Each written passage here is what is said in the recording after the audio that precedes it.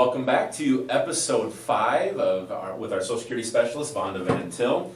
We've hit some pretty heavy topics the last couple of weeks. We're going to hit maybe a less heavy topic, but just still some information on retro benefits, and if you've claimed, can you make a change? So let's talk about retro first. What does that even mean? Right, so if you're at your full retirement age and older, we can go retroactive, maximum of 6 months, but we can only go back to your full retirement age. So let's say I didn't know a whole lot about Social Security and I finally decided I wanted to file, and I'm 66 and 9 months old. Okay. My full retirement age is 66.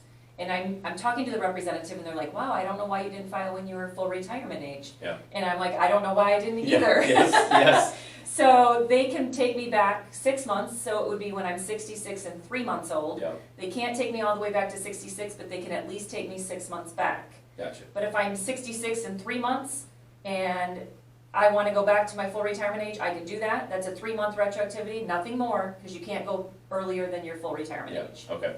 And what would happen at that point is you get kind of the 6 months caught up in a lump sum. Mm-hmm. It would reduce your benefit by a little bit from the 66 and 9 months to the 66 and 3 months. So you're taking a lesser benefit for the rest of your life, but you're also getting caught up for 6 months, correct? Yes. Okay. Yeah, it would be a lump sum payment for those 6 months of retroactivity, but you're absolutely right in pointing that out. You get an increase in your benefit for every month you delay filing. So if you're 66 and 9 months, it's going to be a bit higher than if you're 66 and 3 months. So you Gotcha. kind of have to weigh the pros and cons of doing that. Okay. Mm-hmm. And then the next one is, let's say I thought I knew what I was doing and I claimed, and I'm now 9 months in and thinking, shoot, did I do that right? Maybe back to the survivorship benefit thing we talked about previously. Sure.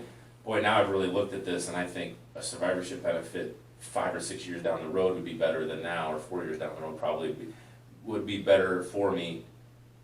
Can I undo what I did? Right. So we have what's called "If You Change Your Mind." Oh, that's such a great topic. Great title. It's kind of like your title, right? They made it really...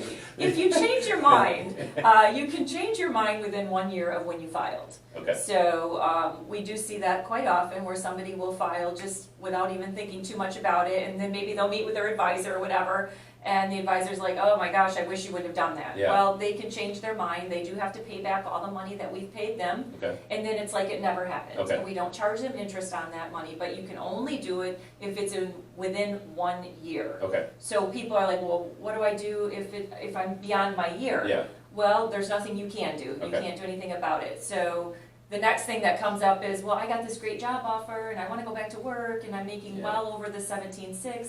That's totally fine. We put you in what's called work suspense. Okay. Let's say you're going to go back to work after you've collected a couple years of benefits and you're going to make around $50,000 a year. We'll input that $50,000, which is immediately going to stop paying you because you're making well over that limit. Yeah.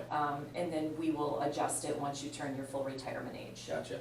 Is there also the ability, say for whatever reason, just in a year you say, I mean, I don't know why you would, but maybe it's a tax situation or whatever, that you just say, I don't want to receive my benefit for this year. You've been taking it for 2 or 3 years and you want to stop it for a period of months or whatever. Well, you can't do that unless you're full retirement age or older. Okay. Once you obtain full retirement age and older, you do have the option of suspending your benefits. Okay. And you can suspend them to earn those additional delayed retirement credits. Okay. However, if there's anybody collecting benefits on your record, say you have a spouse on your record, they also will be suspended. Okay.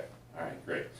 All right, so retro benefits, lump sum, some things to take into consideration there, and then if you change your mind. If you change your mind, how did I forget? If you change your mind, you can also go back and make changes in the first year. So, all right, so next week we're going to focus on another kind of heavy topic of disability benefits and what comes into play with those. So tune in next week for episode 6 with our Social Security expert, Vonda Van Til, and we'll talk about disability benefits.